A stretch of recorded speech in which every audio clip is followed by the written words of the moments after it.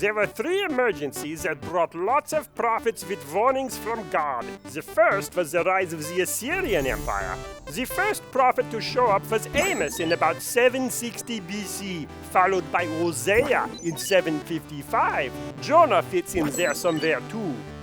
Then comes Micah in 742 and Isaiah in 740. 100 years later, things are kind of calm again, when suddenly, boom, here comes the Babylonians, and boom, new prophets. Nahum in 660, Zephaniah and Habakkuk in 640, and Jeremiah around 627 BC. 20 years later, Daniel shows up, then Ezekiel, then Obadiah. Then things are quiet again until the third crisis, the rise of the Persian Empire.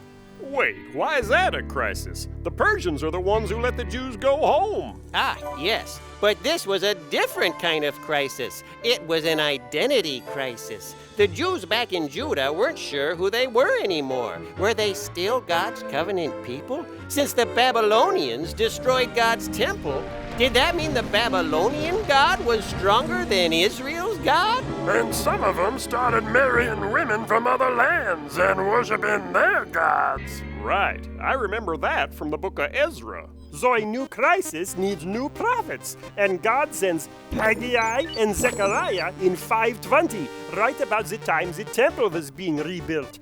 And finally, the very last prophet, Malachi, in 460 BC. 300 years of prophets.